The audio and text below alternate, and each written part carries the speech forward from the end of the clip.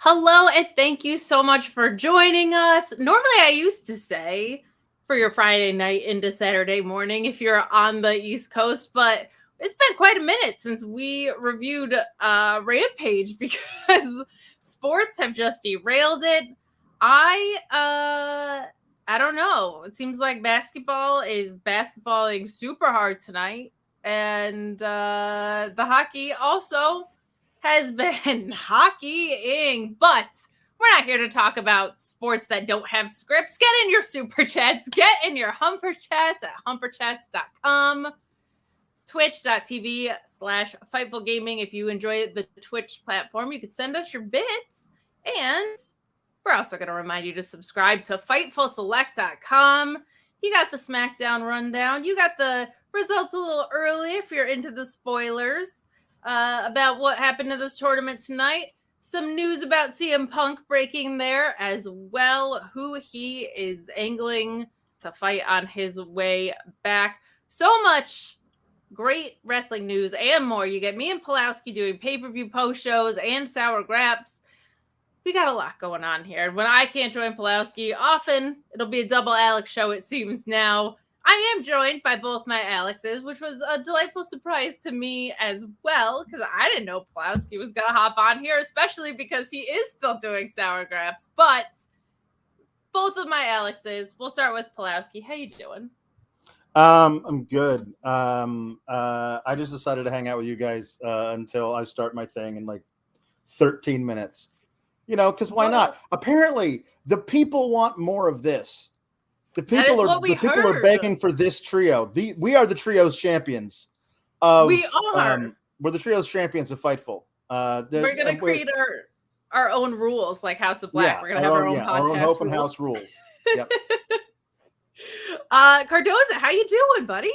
I'm feeling so good. I'm happy to have you back here again. I've been floating around with other Alex and Rob and everyone else that just happens to have me whenever I got the time to do it. So very cool that we are going to be the trios champions of Fightful. I think that should be a thing. Mm-hmm. Sean, can you please mail us our championship belts so we can display them nicely behind us? Definitely need t-shirts made up. T-shirts, yes, all three of us. AKA could be our name. Wow. That is a little too good. My friend. It's a little too good. I am literally going to trademark that right this second. That's what's up. That's what's up. Yeah. Oh, we got some chats to start us off. Thank you so much. We got a donation from Adrian Wells. Thank you for sending that in. If it was an accident, if you are a first-time super chatter, you can put your actual chat in the same field as your donation. If you're just sending us $10, we will take it. Thank you so much for that, Adrian. But JW Pringle starting us off saying, howdy, Kate, Alex Prime, Alex 2. How's it going? Well, it's going pretty darn well, JW Pringle. Thank you for asking. Orion Ben asking, what are the SGS Society Trio stipulations? Well, give us a second because we just made this up right now. We'll come back to them. The House of Sour. We do know no Canadian destroyers. No super kicks. We're gonna get some like control your narrative rules on this. Lots of scissoring, I hope. That's the right. thing. That's right. We don't ever get to talk about Rampage anymore, sadly, but always a good thing. We've got a lot of support coming in. Chris Mueller, of course, best IT in the game. Also, might do some writing over at Bleacher Report, but saying, didn't watch SmackDown, just stopped to say hi. Well, hi, Chris. Thank you so much for stopping in. We do love you. Always incredible and supportive. You can catch him on a lot of the Fightful Select pre-shows that Rob and Maggie do. Yes. And he had some really nice things to say about me that made me weep on a Wednesday. So thank you. I appreciate it. He's just always out there being nice on the timeline. I want to make love to nice people, BR_doctor. And you'll immediately, your timeline will like. Kate, I got a very important question. Are we still DMing him? Even though there might be a rumor that AEW pay-per-views might be moving to Max, are we still going to DM him for problems with pay-per-views? Okay, just making sure. Okay. He's the app doctor. Got it. Okay. He's the app doctor, and just quite frankly with life. If you have something to complain about, he's the guy to go to. But I know that Alex has some things to complain about because Sour is his brand. We're going to dive in here with what was, I feel like, a pretty good triple threat to start the show. I also appreciated that they kind of dove into the action a little bit quicker, a little bit faster to the punch than sometimes they normally are. But I was intrigued by the booking here, but I don't hate it. AJ Styles winning with the phenomenal forearm on Edge for the 3 count.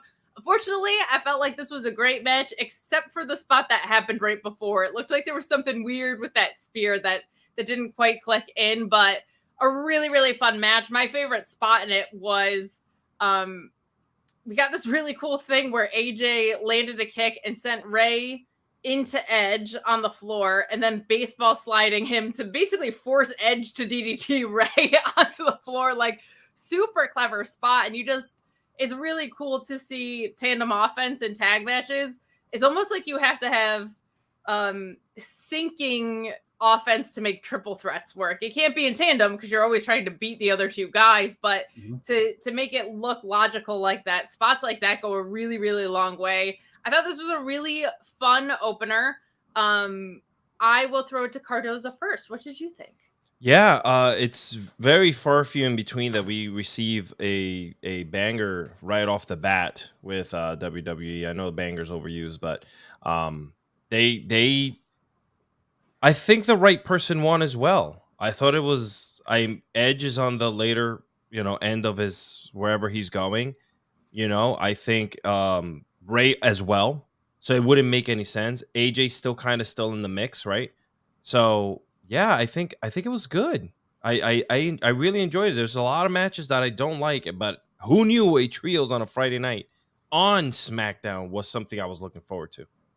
Yeah, I'll tell you what, the social media promo that Edge did before this kind of sold me a ticket. I really, really liked it. He was saying that he came back and that before he hangs it up, like this is maybe his destiny to cement his lineage with that. But I know the real reason that Alex Pulaski joined here. He came up with a theory that I thought for sure was going to happen. And just the idea of it made me hate him. He thought Rey Mysterio might win this whole thing, win that heavyweight championship on the later end of his career, and start fighting with Dominic over on Raw for it. I was relieved that didn't happen. I think this is a great way to have Edge coming back off of injury, make him feel important right away, make him feel strong, like a contender for an important spot. Before he got injured, he was kind of lost. He was feuding with Edge and tagging with Omos. It was a weird couple of years for him, but Pulaski, very happy that your theory didn't come true. I can go back to liking you as a person again. We can resume our friendship. So any thoughts on this opener? No, I wanted to come in here and gloat, take credit for jinxing and making sure it wouldn't happen. The worst possible scenario, the doomsday scenario, which is that somehow Rey Mysterio becomes World Heavyweight Champ, goes back to Raw, and loses the World Heavyweight Championship to his son at SummerSlam. That would be the doomsday scenario for everyone in the world. And I suggested that it was a possibility to make sure that it wouldn't happen. Because once you put it out there, then the gods, the karma will come and take it away and make sure it doesn't happen. Which is honestly, that was Edge's fault. Because if he hadn't done that little promo thing, maybe he would have won. And then after he won the title, then he could have said, the next time I lose, if somebody beats me for this title, then I'm going to retire. He put it out there into the ether too early. And that's why the gods of wrestling just said, no, sorry, we don't like your little, we're not allowed to make plans. In WWE, no one is allowed to make plans. And so they said, no, you're not allowed. Well, thankfully it wasn't Joel Pearl because everything that he predicts that is bad comes true. Very happy it was you resetting the karma on this, but I really like this. I thought Edge and Seth might have been a really fun thing to run back if they did want to go in that direction. I kind of figured it was going to be someone from this triple threat and not the next one, just based on who they threw in there. But I think AJ is a great choice, and I can't wait to see that match. Actually, I'm very excited to see AJ and Seth in this iteration of what they're doing. I think it's Seth's to win. It would be very weird if Fox was just suddenly fine with AJ Styles being moved over to Raw, because that is odd. It's weird enough they're doing this tournament half on SmackDown anyway, but I think we're going to get a really great match out of it. So I'll take some good with the very, very weird. Matthew Plus saying Kate looks like a straight-to-DVD Barbie movie. I've been called worse, and I've been called worse literally by you, so I'm actually going to take that. A straight-to-DVD Barbie movie,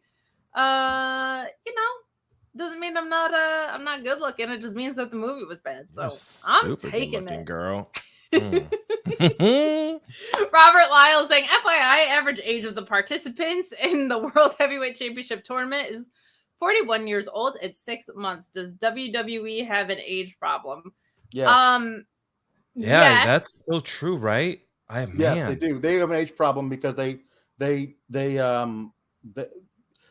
the legends get to be like 70, you can't bring them back anymore. Yeah.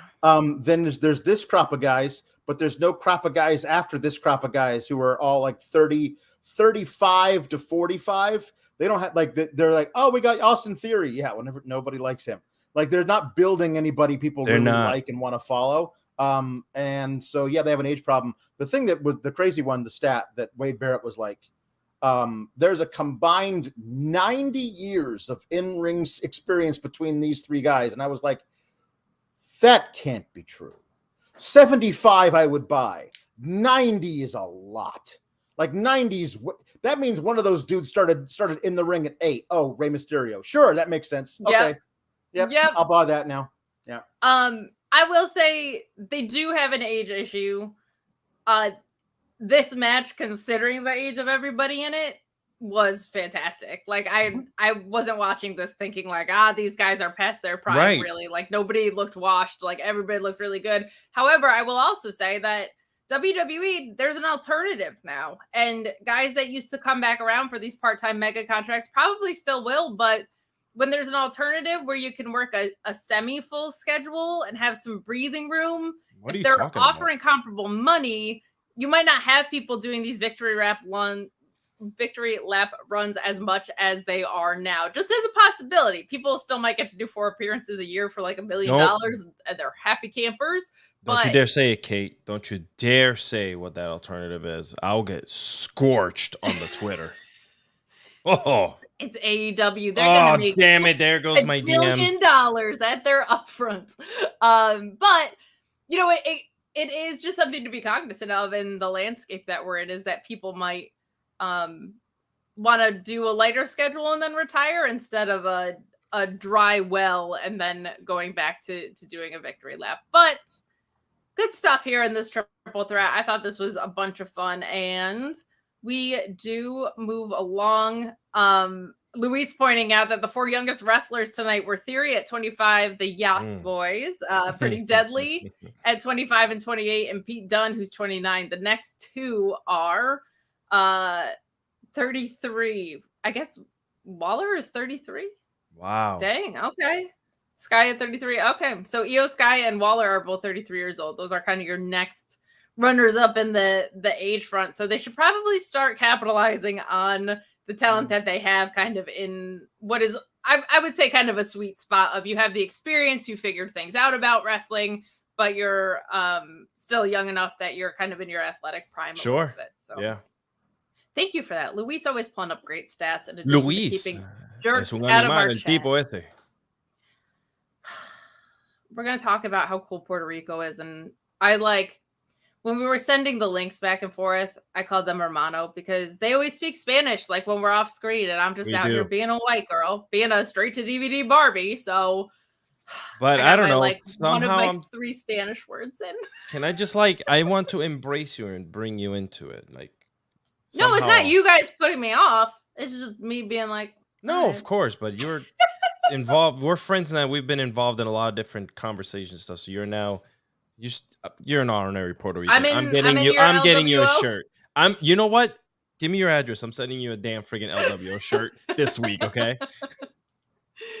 We will move along because thankfully WWE moved along right into kind of the next triple threat here. We did get a quick video recap that was unnecessary and boring, but it was fast. They recapped Sami Zayn and Kevin Owens winning the tag titles like 2 months ago. Do something new. But also in that video recap, we get the Bloodline beating Sami Zayn, Kevin Owens, and Riddle at Backlash. Oh my God, who cares? We know. But quickly we move into the next World Heavyweight title tournament. Sheamus, Bobby Lashley, and Austin Theory in what I thought was a really fun match with a very, very weird booking decision at the end here. I have no problem with Lashley winning. I would have preferred to see Sheamus, but if Sheamus was going to win, I think I'd want to see him go all the way and beat AJ Styles, because I think Seth Rollins and Sheamus is something we haven't really dug into. That could be really fun.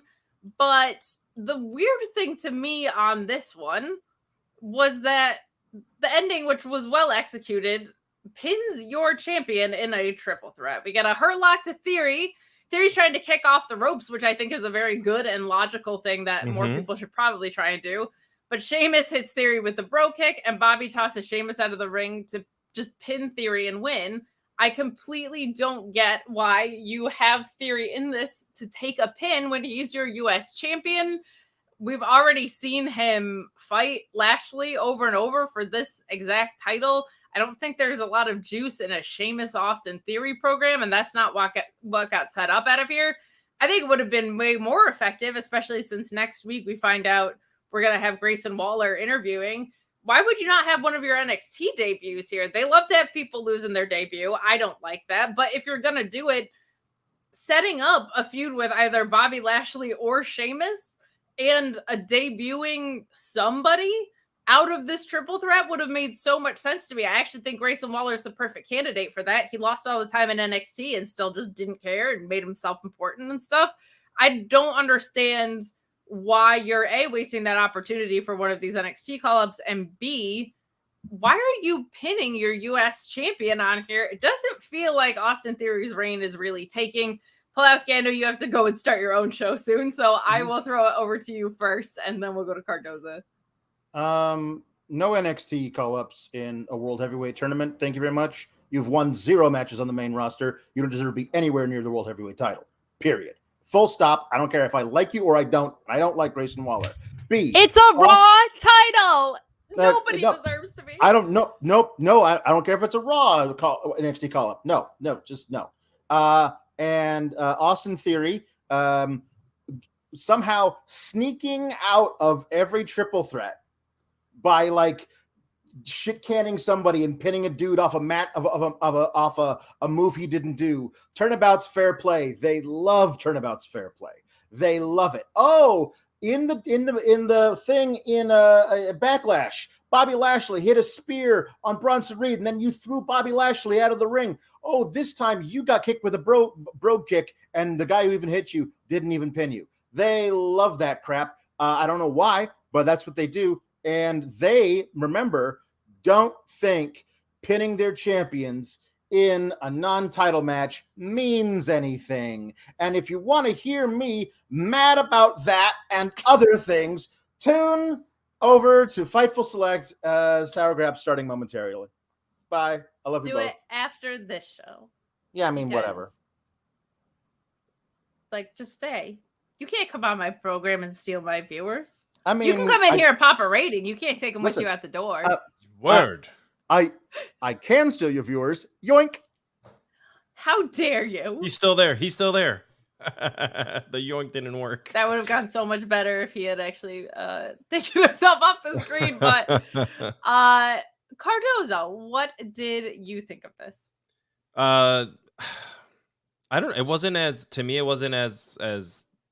It didn't feel as big as a match as the first triple threat for some reason. Am I wrong for saying that? Like, I don't know. Like, I don't understand why we keep. Oh, look, we have a graphic with my name on it. Why we keep Austin Theory, putting him in these weird matches. I feel bad for him. Like, I don't know. Like, where do they go with him? I don't know either, because I'm just, and he's such, my God, I love his look. I love his new attitude. Whatever they have talked to him to do differently has really worked. He looks really confident on the mic. It doesn't look like he's reading off of a card or anything anymore, you know? So I don't know why they threw him into this triple threat with him being the United States champion. I think that they should be building him up and beating people around, you know? I don't know. I think that Austin Theory is really good in the ring, and they put a title on him before they ever truly unlocked anything with him creatively, which I don't think is necessarily his fault, but I don't think he ever really recovered from the damage that John Cena did to him in that promo. Right. And it's a bummer because they have this "Are you a believer?" thing now, and he keeps winning in really cheap ways, which doesn't make somebody a believer. Like, it feels like they've kind of lost the plot, and he does have a good look minus his facial hair, which you don't like his facial hair. It's not coming in right? It looks weird. Clean it up, dude. You know, it's just just clean it up or shave it off. You got to do one or the other. Little stubbly looks good too, you know. I feel like in ring, great, no complaints there. A lot of complaints on the character because we went from like the golden egg scenario to not finding anything, but then being like, we'll put the title on him. It just never has really taken for me. There's a lot of people that see something that I don't, and that's awesome. I'm happy for them, but it's not really clicking for me because he acts chicken shit, but is that his heelish character though? It's like they're telling us the story that he's more like, I'll say he's more like Swerve, like that he's like cocky and he's just that good and backs it up every time. But what they tell us in ring is that he wins in all these cheap ways and whatever. So it feels mismatched to me of what they're telling us who he is versus what they're having unfolded in the story. Got you. Yeah, and the piped in crowd noise is trash. They got to get rid of it. Oh yeah, that's wow. It's real bad. It's getting worse, and I've said this before on the show when we first started last year. You can hear it when you're listening to it on the cell phone. Like if I'm watching, the broadcast on my phone, the phone for some reason amplifies it even more. And if you put it in your headset, like with headsets in, then you can really tell it's electronic crowd noise coming in.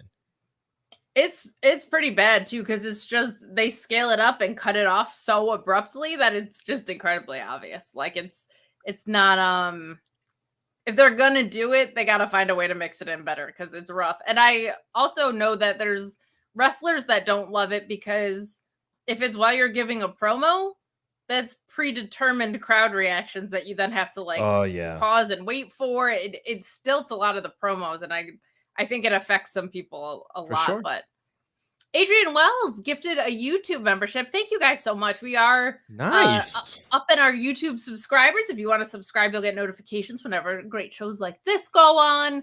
And I think Sean said that we're hopefully going to be leaning into more of like subscriber specific content at some point. But the most subscriber specific content that you can find is on Fightful Select. Go to FightfulSelect.com. Best $5 in the biz.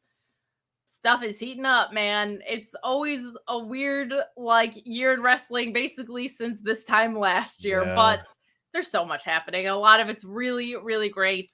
Sean's got the scoops for you. Get behind the paywall. He also has a really great Q&A show, you guys, of if you have a question, he tries to answer them in text form, or he'll usually tell you, I don't have an answer, but let me try and find out about that. So that's always fun if you're, hey, is this person injured? I'm wondering where this person's been, etc. Sean will do his best to find out what he can for you. But we will move right along. Also, apparently people really like us. So here on Friday night. Yeah, we got a lot of love. We appreciate that. Sean put on Twitter too, like if there's things that you want to see more of, or things that would make you subscribe if you're not a subscriber, or content that you want to see more of, just let him know. He put out a Twitter thread, and we got some love in that, and I always appreciate that. Thank you, everyone. Since I'm on a lot of these shows, it means a lot. So I appreciate that from you, and I appreciate super chats like the one that we just got. Wade Barrett mentioned, this isn't a super chat. This is just from Luis, but he is worth super noting. Luis. Wade Barrett mentioned that Theory was the only wrestler to never hold a world title, which is weird because he held the Evolve World Championship. the thing is, like, they barely acknowledge NXT, so I'm gonna assume they're not gonna acknowledge Evolve, unfortunately. But he definitely did. He definitely had a very successful title reign in Evolve with that. But we will move along. We get a Puerto Rico video package. Ricardo, surname redacted, saying, Eres uno de nosotros si quieres o no, Kate, which is, you are one of us if you want, Kate. Well, thank you. I think I just probably proved in that pronunciation that I am not, but I could read it too if you. Eres una de nosotros si quieres o no, Kate. See, That's it it. sounds so pretty when you say it, but I'm here. I'll be your translator. I appreciate that. You're welcome. But I do love that we got this because while I find it weird a lot of times that WWE pauses in the middle of a show to brag about themselves, I find that very odd. What happened in Puerto Rico was a very, very special thing, right? And it was nice to see a recap. There's no one better to talk about it than with you. And even though that's still now Puerto Rico, that whole pay-per-view feels like 6 years ago already to me, but I'm glad that we get to come on here and talk about it because there's nobody better. You're Puerto Rican, you have family there, you are from there, you got to connect with it in a way that I just never could, and I thought it was great, so I can't even imagine. And you said your brother was there, right? Yeah. Listen, I was born in Centro Médico Mayagüez, Puerto Rico, which is southwest part of the island, which is about 3.5 hours from San Juan. I grew up on the beach, man. So beautiful island, beautiful people. My brother was there. My brother lives in Orlando, but he flew down there. He said it was insane, wild. Like, I mean, for me, it was very emotional to see the wrestlers get their come ups the way they did. The Puerto Rican, crowd really serenaded them with love. And yeah, that Zelina moment was the Zelina moment. I was just like, yep, there. Go back in. And that Bad Bunny entrance, I mean, even for Damian Priest, I'm so proud of him. I mean, I know I'm a nobody out here just talking about him, but I'm so proud that he was trusted with that match and that he brought it. You know what I'm saying? Because that match was not just Bad Bunny. Bad Bunny is the name, but that match was Damian Priest. Okay, because he had to make sure he didn't kill himself, and by he I mean Bad Bunny. But it was beautiful. The LWO, I mean, goosebumps even now, right now, just talking about it. It's just it makes me think of how proud I am of being of a tiny little island in the middle of the Atlantic. It was really incredible, and I'm really glad that you pointed that out with Damian Priest because there was a lot of rightful focus on Bad Bunny because I think what he did was so special. From the entrance to what I was impressed about, and I've said this kind of over and over at this point, like he has wrestler's instincts, which is unbelievable to me. Oh yeah, like it's so rare that you find that. I wish there were wrestlers that had better wrestler's instincts, but like he knew what story he was telling. Like to me, when he couldn't lay in the chair on Damian Priest the first time, but then used the DQ to the no DQ rules to his advantage to low blow him the second time, I was like, that is wrestler's instinct stuff. Like he was like, I'm not gonna fall for it again. His face was telling the story. Damian Priest, unbelievable in guiding him through that.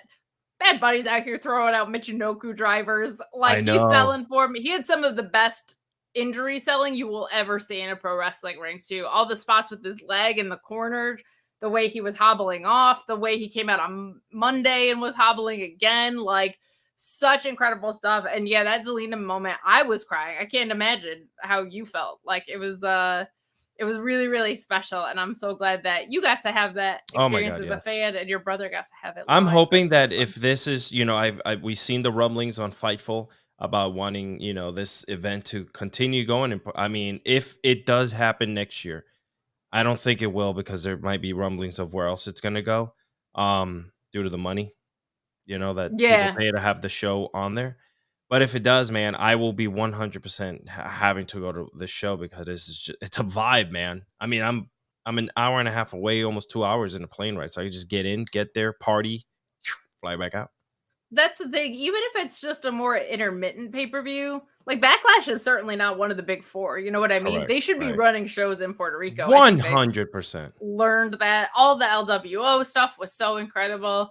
I got to say, guys, when you send in comments like this, the same rules apply as for me, okay? When I get comments like this, Sean used to say, you got to pay to say this stuff, okay?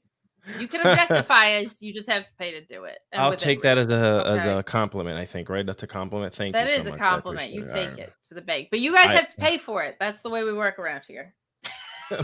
pay for it. Damn it! Send in $1. I'm worth it just That's about right. that much. Stop. You stop it right now. Well, we get 2 segments back to back, which totaled, I think, about 3 minutes, and one of them was a match. So we got a quick Grayson Waller backstage. I kind of referenced this before. This is him making his debut, just saying that he wants the winner of the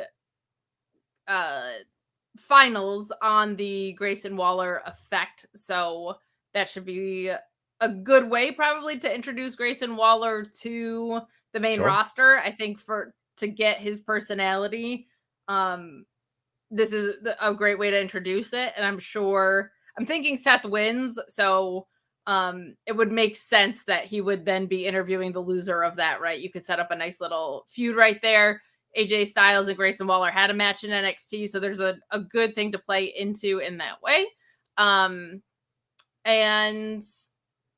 then we WWE loves. Oh, I'm sorry. No, I'm go just ahead. gonna say super quick. WWE loves their talk shows. It says. Yes. I mean, I'm surprised they don't have like a late night talk show. Like that would be so cool to have. I don't know why they haven't pursued that. They have a network. They can do it anytime they want. Zero production cost. They kind of do. Like I didn't know the Smackdown Lowdown was a thing. So. But, oh wait, that's like a real ongoing thing. Yeah, it's not just for the draft. That's so funny. The Smackdown Lowdown is a thing, and they have the bump and stuff, but they don't lean into it the way that they used to, like when Renee was on Smack Talk and those things. Like, they could probably do a better job of making a bigger deal out of it. But we move along to Corbin talking that ish, and then Cameron Grimes debuting and hitting him with the cave-in for a 7-second win. Probably the quickest win since we saw Sheamus destroy Bryan Danielson, and we know how that turned out. So I think that Cameron Grimes is going to be great on the main roster. Obviously, a squash is a great way to make someone look like a thread. I don't know if this was the right call, and in my opinion, I can't say it's the wrong call, but Cameron Grimes isn't like a man of size that's going to go around squashing people. So, well, that always makes you look intimidating because you're able to make such short work of someone. And this is also the story they're telling with Corbin too. I feel like squashes are normally reserved, and with good reason, for guys who are like, it's a 7-second match because I just chucked you out of the ring, or I destroyed you with a backbreaker, like we see with Hobbs, or Lashley had a nice run of those, or whatever. I feel like with Cameron Grimes, it might have been a better use of him to showcase what he's capable of in the ring to help that person win a match, or help the other person lose a match, show what Cameron Grimes can do to win a match, I guess. Any thoughts on this squash? No, by the way, Corbin looks incredible. He's looks like he's been getting into a better shape. I don't know what he's doing, but I hope that they don't like just use him as another one, like a throwaway. You know what I'm saying? Because I loved Corbin, the lone wolf character. I really dug it. I thought it was really original. Had seen that in a while, like just his demeanor, who he was. Like I really enjoyed that, and I'm hoping that they just, I know they want to bring in Grimes and all that stuff, but Jesus, like let's. I think there could be a really fun story. I don't know if they'll tell it. There could be a fun story that comes out of this, of Baron Corbin turning into Grimes' heavy.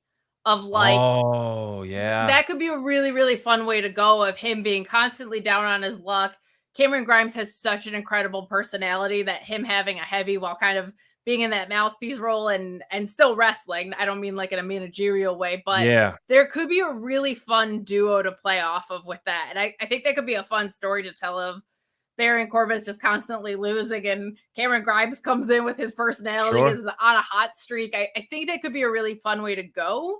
I don't know if they'll tell it, but they have an opportunity to. And I think Corbin as a heavy is something that makes a lot of sense. Like, I think he would be 100%. Great in that role. I like that. Thank you for opening up my eyes to that, because I didn't even think about that. Well, that's what we're here. We have productive little conversations like this. Grimes Graphic Red has made successful cryptocurrency investment. If you followed his NXT run, it was all about them stonks and stuff. If you are unfamiliar with him, if you're not watching the NXT product, he's a lot of fun. He did great work with pretty much anything they threw at him. Comical, more grounded. He's one of those guys that no matter what promo he's delivering, can just make it feel very authentic and very, very cool. He was kind of just like in the ether there for a while, Alex. Sure. Like he was not on NXT, but not debuting. He had kind of disappeared. Everyone thought he was someone else. Nobody knew what was going on with him. He was untraceable. Where could he be at? It's kind of like if you want your IP to be untraceable, maybe you should consider our friends at NordVPN, the best VPN in the game. NordVPN.com/Fightful makes my browsing experience better. Way better than yours if you don't use it. Why? Because I can block online trackers. I can block annoying pop-up ads and malware. I can browse safely, securely, wherever I am, even if I'm right here on all my devices. This laptop, actually this is a desktop. What am I saying? But this laptop right here, this phone right here, that router over there, the TV over there, all with NordVPN.com/Fightful. You can also save on pay-per-views. Maybe you want to check out AEW without commercials. Maybe you miss the old WWE network. Maybe you want to buy a big UFC pay-per-view with an overseas service at a much more affordable rate. NordVPN.com/Fightful not only has you covered, but when you get one of their plans, you're effectively going to save yourself money. And I'm going to save you some more. 4 months free on top of that deal and a 30-day money-back guarantee. NordVPN.com/Fightful.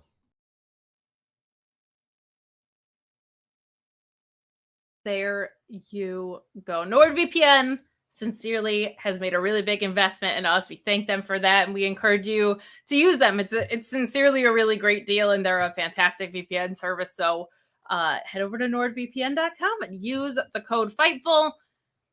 Also, we'll remind you to subscribe to FightfulSelect.com as we're here during our little intermission. You're saving so much money on your VPN. It's like you got an extra $5 a month to spend on Fightful Select. Head over there and subscribe. Be like 10,000 other people and feel really cool.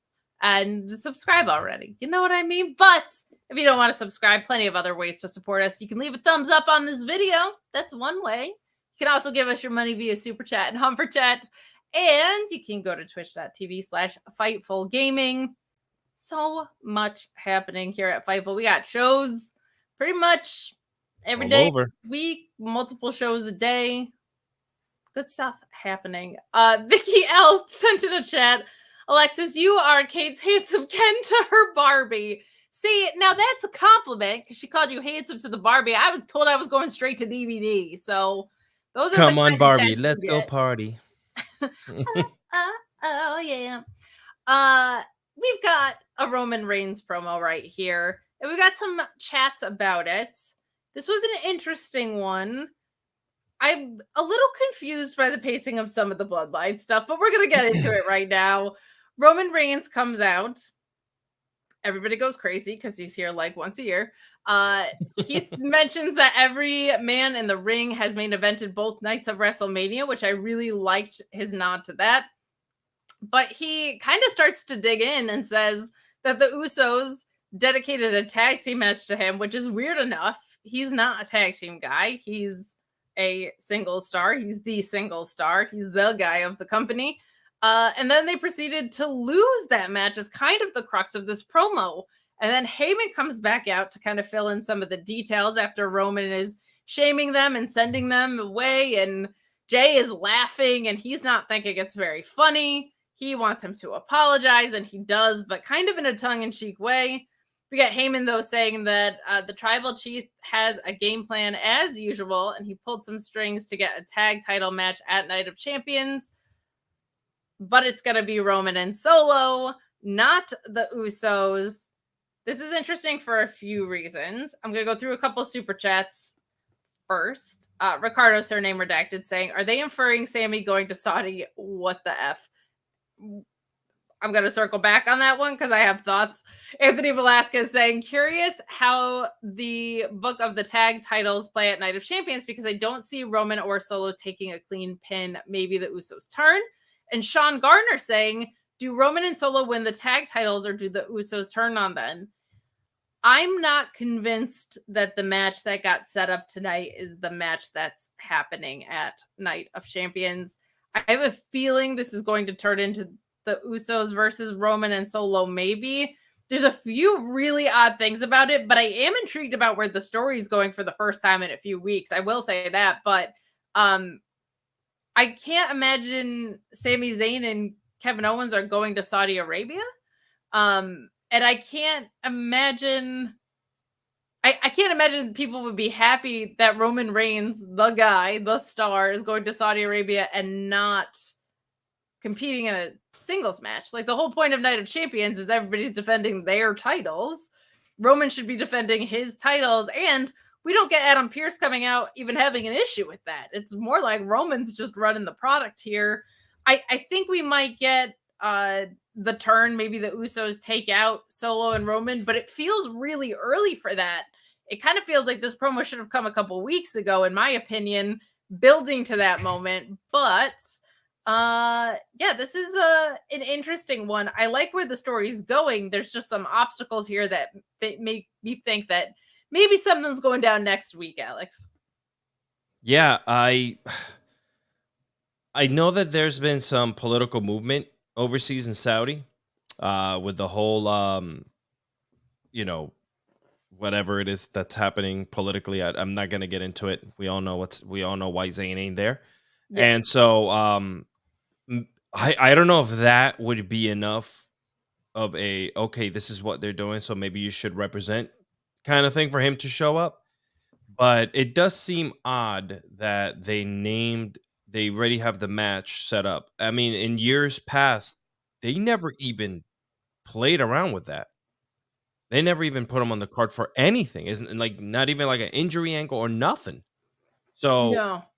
I'm- Kevin Owens just wasn't going there just out of principle, too. Like, not for his own political reasons or safety. Yes. He just, well, I guess for his own political reasons, but nothing Right. that put him necessarily in danger. So this is where I'm a little at a little loss or at odds. Is like where are you guys going with this? Are we going to see something of a turn? Next week, something big that could happen. But then again, this is the first time in a while that they got me a little bit like pinned because I don't know if it's true or if he's actually going to go or not. So. I can't sit here and speculate because I don't talk political on these platforms like this. No, and what so it's just hard. We are kind of talking about is there is a working agreement that Syria and Saudi Arabia can have working. You'll say it. I'm not.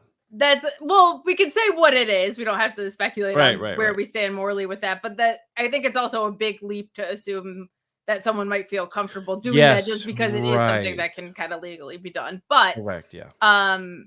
It's definitely the most intriguing thing that's happened with the bloodline in a while. Either way, whether he goes there or not, to your point, because we're finally getting the dissension that's been being danced around for a while. Sure. It just feels like if they are going to turn next week, that's happening now really quick. But it seems like there's only momentum with the bloodline when Roman's around, which is not the Usos' fault. It just kind of is the way it is. Right. Kind of stilts the story a little bit, but it is interesting. I certainly am intrigued by the way that they put Solo over tonight. I thought was great. So a Roman and Solo versus the Usos story eventually, I think is going to be great. And later we kind of get a little bit of a hint of maybe some LWO versus the bloodline action, which I think would be not only phenomenal in ring, but having a stable versus stable that has some tension in it could be a really, really fun way to go. So we will see what happens there. Some more chats coming in from you guys about this exact thing. Sean Gardner saying, do Roman and Solo win the tag titles or do the Usos turn on them? I would hope that this is not what Sami and Kevin's reign is. They have been the second fiddle to a third guy the entire time. So I'm hoping the Usos would turn on them. And for me, I just would also like the story to go in that direction. I would like to get the bloodline falling apart in gear. So let's hope that the Usos turn on them. What do you think happens with that? Yeah, I'm lost, man. I would love. I mean, the insane pop, like you can feel it, the rumblings of it happening, Yes. and for it to actually go down, would be insane. But okay, cool. We have the family feature, everything falling apart. But how does that elevate, Roman? Where does it take it with the belts that he has? Like there's a lot of puzzles to this, pieces to this puzzle that are just everywhere when it comes to the bloodline itself and what's happening with them. Could it be a quick thing where they just turn, boom, and move on? We can do that, but I'm but always they don't. right. I'm always thinking about the next best thing. I already said this before, Kate, with you here on the show. I'm like, okay, once the Sami Zayn thing is done with the bloodline, where do we go from here? Yes. I've said it over and over, like, okay, cool. Now he's gonna go tag teaming. Does it fizzle and then we just do tag team stuff, or do we, Let's just put Roman in the world heavyweight picture too. Let's just do it. Let's just have him go after every belt that's there. I love it. Why not? Put him in a triple threat with Bianca and Asuka for the women's title. Let's just do it. Look at us. Look at us. Just put Roman in everything. But speaking of women's titles, we do get that segment that I referenced with the LWO talking that S to the Usos, who are feeling dejected after what happens. But we move to Raquel, Back Muscles Rodriguez, and Jesus, Liv Morgan. I'm glad you said it. Damage Control in there. What I'm going to call, and I don't mean this in an insulting way at all, because I'm going to call it McDonald's gear. It was yellow and red. I know a lot of people were like, oh, yeah, like a Hulk Hogan. No, that's McDonald's gear, in my opinion. It was majorative red, or majorative golden arches, with a little bit of red in it. But they are taking on Damage Control. It was a decent little match, and I think the more important thing is the story that it's leading to. We get a promo beforehand where Bayley calls Roman a great leader and says that she's a great leader, just like him, even when things aren't kind of going as planned, which is what happened with Io and Bianca in Puerto Rico. And then this match kind of tells the story a little bit of the downfall of Damage Control. Unfortunately, this is probably the most interesting story that this unit has had since they got together. We haven't seen them capitalize on what they kind of promised us at SummerSlam, but the dissension is getting very interesting. Bayley and Michael Cole are never allowed to be split brands again. It is too much fun watching her yell at him. I love it. Only complaint here is that this happens via roll-up. Raquel pulls the belt away from Io, and then runs over to Dakota Kai on the floor as Liv Morgan catches Bayley in an O'Connor roll for the 3 count here. I'm so sick of roll-ups, but at least it was a good roll-up. At least it was a real O'Connor roll instead of the cheapest one that they normally do. So yeah. I guess I'll take that. But Bayley had also referenced how much winning those tag titles again would mean to her, which I think was really fun. Orion Ben pointing out too, and I actually had this in my notes, so we're thinking the same. Wade Barrett referenced the history between Dakota and Raquel in the past that took place on NXT, which was super fun. What did you think of this match? The match was okay. I was just the real story is what's happening with Damage Control. Yeah. I'm sorry, the match was just a throw. It was like, all right, let's put the women on so that we could advance this story between Damage Control. What's going on with them within the group? Seems like all the factions right now are having problems in WWE. So, except for the LWO, they're finding their love for each other. But everyone else seems to be kind of falling apart right now. It's true. There's a lot of dissension in these SmackDown stables, but I will take it. I also just appreciate, and this is how low the bar is, so this isn't something that should be noteworthy, but kind of is.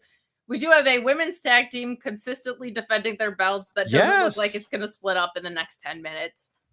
Thank goodness. That's a good thing. Or that she's going to since we had it. Turn on her mid-match or something. Like Raquel has had the worst luck with people. And her strong back. Her and her strong back. That's what's up. So they should probably be a trio. It's like Raquel, her back, and Liv. But we also had Alva Fire and Isla Dawn, as Michael Cole called her this week. Wade Barrett, cheeky correction with him. Our wonderful moderator, Louise, listed her as Iceland Dawn, which popped me huge back here. But they were watching the match backstage. They have those NXT titles.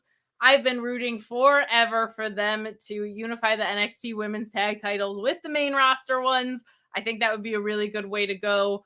what are your thoughts on that? Do you want to see one set of tag titles maybe moving across all 3 brands so that we get a little bit more of a condensed but better presented women's tag title? Or are you kind of like, nah, keep the main roster and the NXT titles away? I would go with that. Just because this is what would happen. You would have a bunch of great, amazing veterans that are on these high caliber matches on SummerSlam, WrestleMania, Survivor Series, making their way down to poor NXT with these younger talent who are just like, yay, I'm so happy to be here right now and earn a spot, beating the crap out of them. It's like taking Garrett Cole from the Yankees and putting him in AAA and watching him smoke all these poor kids. When you think about it in realistic terms, it's like taking a Tom Brady, even now at 50, and putting him in Alabama. He's gonna smoke everyone. So I feel like maybe they should, if they don't, get rid of them then on NXT. Do you really need them? But I mean, they have 0 tag titles, or they have 0 tag teams in the women's division of NXT right now. Correct. There are 0. Yeah, so at that point, just take it away from them and just, okay, cool, they're hours now. They're just going to be NXT. Boom. Combine them. And then they just run around on the main roster. I don't see, it just doesn't look, I don't know. Maybe I'm just old school, but it just doesn't look right for like the big heavy veterans on the 2 main rosters to be going down and beating up on the kids. But that's just me. Maybe I'm wrong. Well, I think there's a middle ground. I think there's like, if the situation calls for it, like if there's a team that it looks like they're going to be called up that might have a match with them in 3 months, or if there's a team that is just like on fire in a way that we haven't seen before. But when was the last time you've seen that? Well, I mean, we haven't seen, I can't tell you the last time I saw a properly booked women's tag division at all. Yeah. I would say that's true across most of American women's tag wrestling, unfortunately. But I do like the idea that there's one set of belts that travels for the reason of it takes pressure off having to build 3 separate divisions. I think you can kind of have smaller divisions with fire teams in them. And I feel like you could, if you do it properly, which is a big if, and kind of what you're alluding to, I think, you can have a really productive loss for people in NXT. The same way that losses technically really shouldn't hurt you if a program's built right. So I'm open-minded, man. I'll take it. I'll see what they can do and travel back and forth. It's just, to them it would be more to pop a rating right on NXT and on NXT pay-per-view to have the main titles roll down. You know what? And I don't know if that's the worst idea either. Like it could be just used as a temperature take for up and coming talent for sure. Can we do that with the US title too? Then might as well. No, you can't because they have the All-American title there. What's it called? The American title? Well, they have the North American title. American to your point, you can have, and they've done this somewhat successfully, I feel like, at NXT. They've had veteran talents that are big names that aren't necessarily being used on the main roster go down and run a program. And like we're seeing with AJ Styles and Grayson Waller, now they can go back and reference that. So it's kind of, it works out when they do it the right way. I mean, R-Truth went down there and didn't really do anything but get in that poor guy. So you just... What about Scripps? All right. Well, Scripps is a legend and he'll be on his way. He's actually looking better. Reggie is like wrestled a pretty good match. That other dude as the king of Zimbabwe, what is his name? Dabakato? No. His Apollo Crews?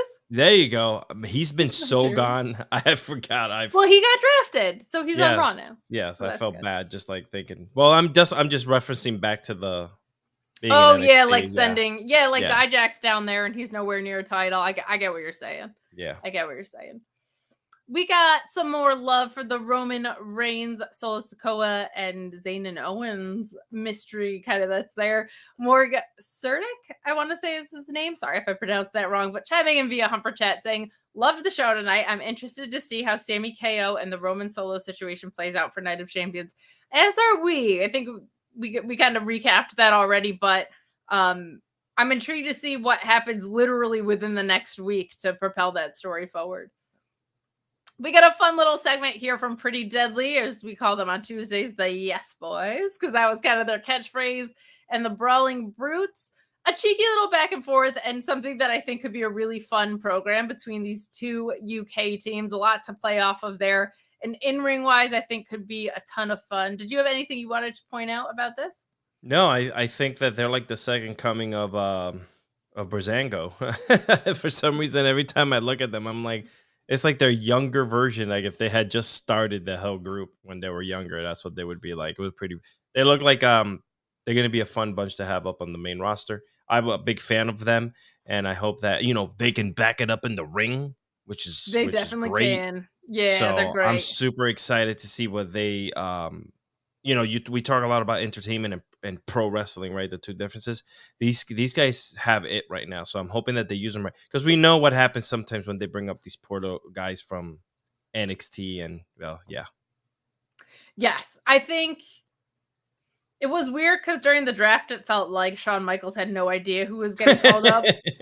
Yeah. But Pretty Deadly's one that they actually kind of wrote off in story. So I think there's high hopes for them. I really need a program between them and the Maximum Male Models. Yes, please. They got to figure out how to make that happen because it is called for, but a fun little opening feud for them. I think that's going to be really great. Sure. And also something that we got to see under different names, but in NXT. So that should be really fun. It was great the first time around. I'm sure it will rule the second time around. But moving on to the Bianca Belair Championship celebration, which was very polarizing online. I kind of liked it initially. And then when they had this little backstage of her getting checked out by the medical staff, I felt like was a bridge too far.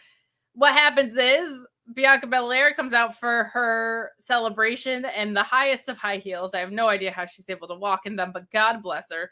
Albert Pod's saying, while the segment was short, Bianca was neither referred to as Raw or Smackdown champion. What the hell is going on, LMAO? I was going to bring that up as well. Asuka comes out and hits her with the mist in the mistiest mist way possible. Bianca is covered. Her whole face is covered in mist, and she is selling it like crazy. Oh my God, yeah. I liked the oversell at first because the mist is supposed to freaking do something to you. I feel like when it's used in matches, it's not sold nearly enough. It feels like somebody just put Sprite in your eyes, which I guess if it's McDonald's Sprite, that's probably the same thing, right? That's what kids say. But I do feel like this was oversold, but she was completely covered in it. Normally it's just like a quick spritz, right? So a little bit more of a proportionate response. And I like the idea that the mist does more than distract somebody. However, when it was like, then they're backstage and medical's checking her out, I kind of turned around. The thing with mist is it doesn't actually make sense. So to make it make sense, the thing that you have to do is have some consistency for how people take it. This is the first time anybody was hit with it and it caused this kind of reaction. I think it was mentioned that she hit Liv with it, or maybe Rhea with it in Royal Rumble. I can't remember who it was, but they went on to go very far in the match, if not win it. I think it was Rhea, wasn't it? Yeah. So Rhea got hit with it and went on to win Royal Rumble. Like, you can't have both reactions to the same device be true, right? But I kind of liked it. I kind of liked Bianca. She's so covered in it. And then it should affect you if we're supposed to buy into this idea that is poisonous or some sort of pepper spray or whatever. So I kind of dug it. This was the entire segment. They do desperately need to tell us what they're doing with these women's belts because technically she still has the Raw belt. But what did you think of this?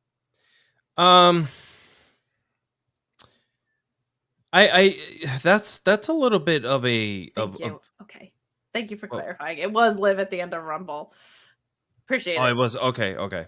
It was to me I'm trying to figure out when are they going to do the flipperoo? Like when are they going to Are we doing the title swap? Are you renaming the belts? Like what's happening?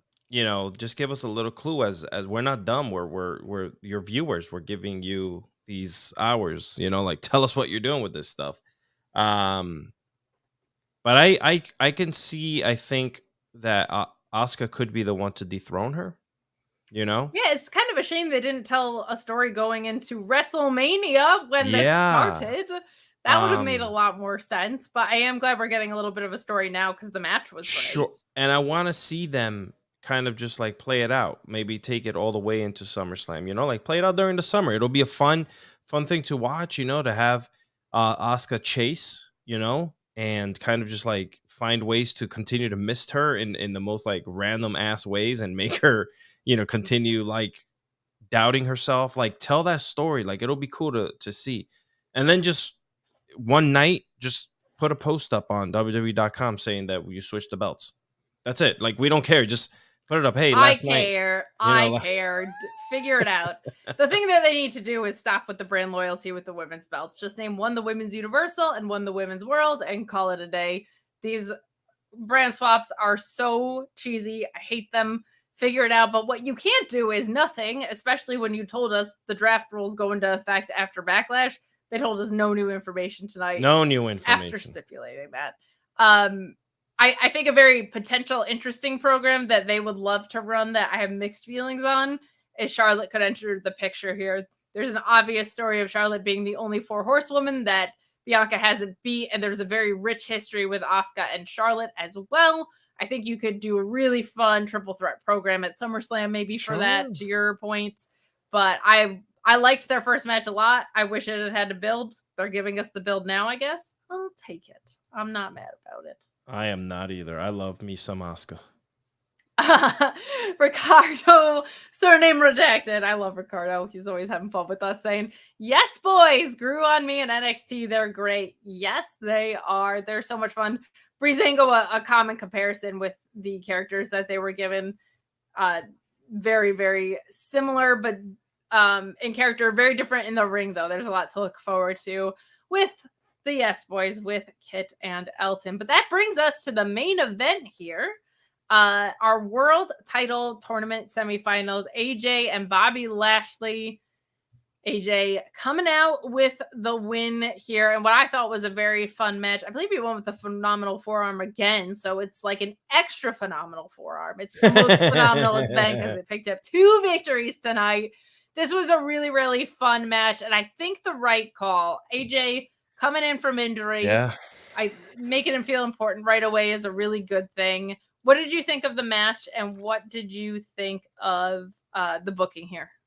I liked it. I think they made the right choice. I think an AJ and Seth Rollins match has more in the sense of like legs under it than Bobby Lashley and Seth. I think there's more that you can do in the ring with AJ and Seth and really put a fun little twist there. I mean, I know that the event was in 2 weeks, so I only really got 2 weeks to kind of like put a little story together, which sometimes that's just enough, you know.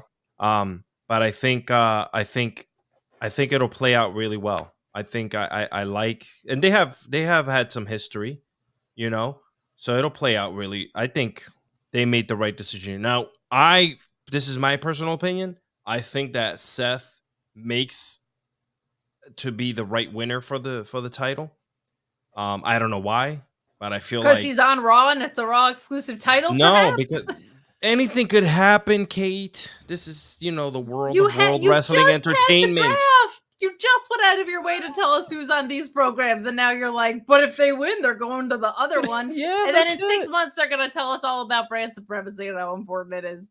It's so cheesy. But no, I think I love AJ Styles, man. It's great. It's a great way to put him back in front of a television set in front of us. And if he, when he does, or if he does lose, we don't know what's going to happen.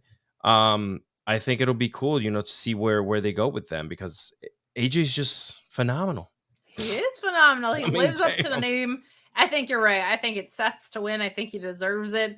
I think you can run Cody and Seth back in a really fun way, because Cody's never lost to Seth, and he's clearly having to face his adversity right now. But agreed. I think that'll be a very fun matchup. Michael Dammit chiming in with a super chat. We're taking our last calls for those, saying would rather have seen Io march to the ring and demand a rematch. I think they have to finish up that Damage Control story first. I would not be surprised if they ran that match back. And I think the match that everybody is kind of waiting on is Asuka and Io. People have been waiting on it for years. Let's tell that story in WWE. That will just be something that I think is really, really, really special in the ring and would mean a lot to a lot of people who have been following them for literal decades. It's called for at this point. It would be in-ring magic, I believe. I think we're going to get there. And it would be really cool to get there with Asuka as champion. You could have a triple threat that way. You could have Io, Asuka, and Bianca. They're all going to have history with her at that point. So plenty of options out there. But I think Io was already a star, but she got to have the moment that she deserved in Puerto Rico. I also think Bianca deserves a ton of credit for how she leaned into the fact that Io was getting that reception. She was getting booed a little bit. She just played right into it, just like a John Cena would. So I think it's super, super fun that Io is getting a spotlight that is beyond well-deserved. Because we're on our way to the biggest party of the summer. That's right, we are. SummerSlam. But we are also going to Saudi Arabia first. Oh, that too, my friend. I forgot all about the Saud. There's a lot of great wrestling coming up. Wrestling is so big again. I feel it's 1997 all over again. Things are going nuts. I love it. I love it. I want to flip a table.